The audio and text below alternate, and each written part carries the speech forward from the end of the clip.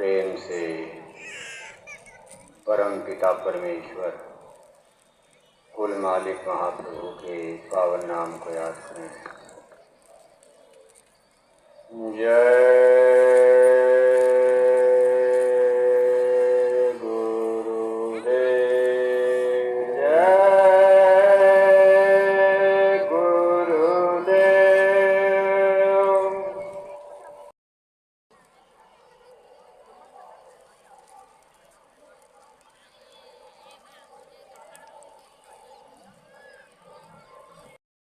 महाराज, हमारी संस्था के प्रमुख संस्था अध्यक्ष पूज्य हुजूर महाराज जी आज के सत्संग समारोह में भाग ले रहे सभी सम्मानित सत्संग धर्म प्रेमी भाई बहनों, प्यारे बच्चों,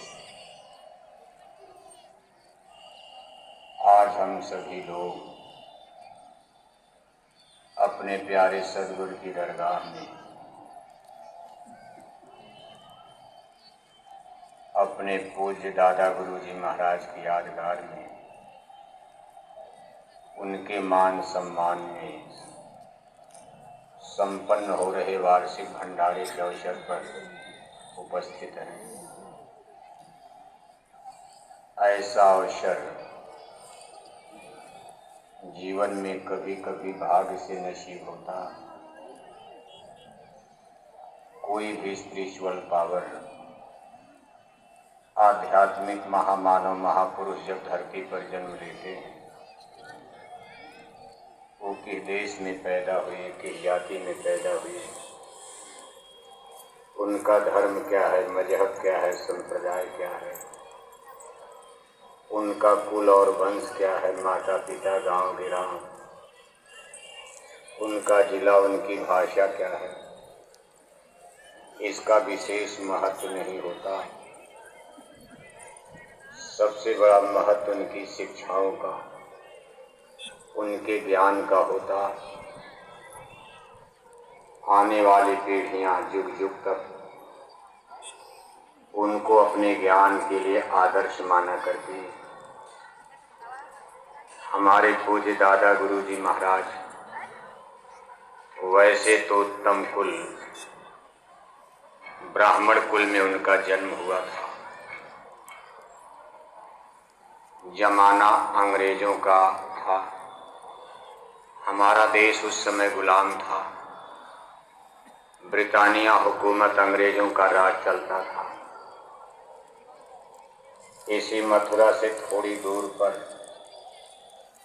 उस समय के अलीगढ़ जिले के इगलास तहसील के एक छोटे से गांव चिरौली में उन्होंने ब्राह्मण कुल में जन्म लिया था।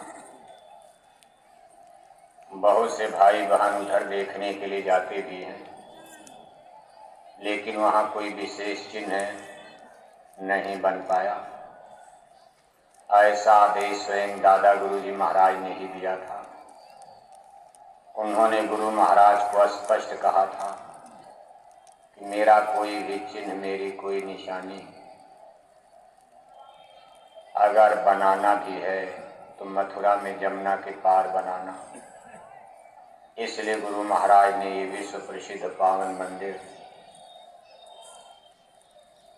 जहाँ आपको दया दुआ आशीर्वाद बरकत की प्रसाद बटेगी मिलेगी, अरबों अरब रुपए खर्च करके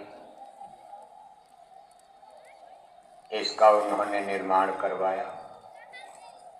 और जब आप इस पावन मंदिर में प्रवेश करते हैं तो पूज्य दादा गुरु जी महाराज के पहनावा पोशाक को देखकर,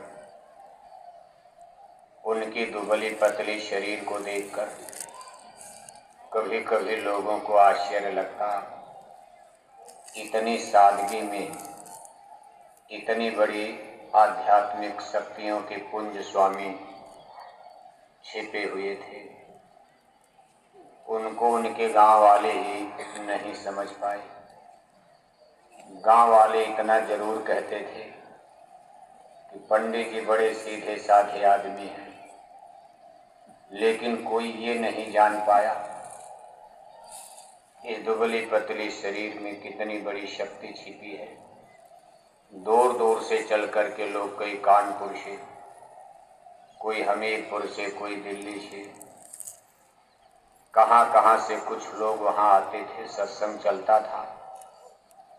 उन्होंने अपने जमाने में कोई आश्रम नहीं बनवाया, अपने ही घर पर गृहस्थ आश्रम में रहते दिए। उन्होंने इतनी बड़ी अमोलक दौलत लोगों को बांटा, प्रदान किया, दान किया। उसी अंग्रेजी जमाने में अपने परम पूज्य स्वामी जी महाराज भी उस दरगाह में पहुंच चुके थे। 1948 में पूज्य दादा गुरु जी महाराज अपने इस नासवान शरीर को त्याग करके अपने परम धाम सिधार गए। और लोगों के सामने, जबकि गुरु महाराज वहां मौजूद नहीं थे, जब दादा गुरु जी महाराज की तबीयत खराब हुई तो दादा गुरु महाराज का कानपुर में कोई काम, उन्होंने लोगों से कहा कि आप कानपुर चले जाओ। लेकिन लोग सोचते थे कि गुरु महाराज बीमार हैं, ऐसे हालत में इनको हम छोड़कर दूर नहीं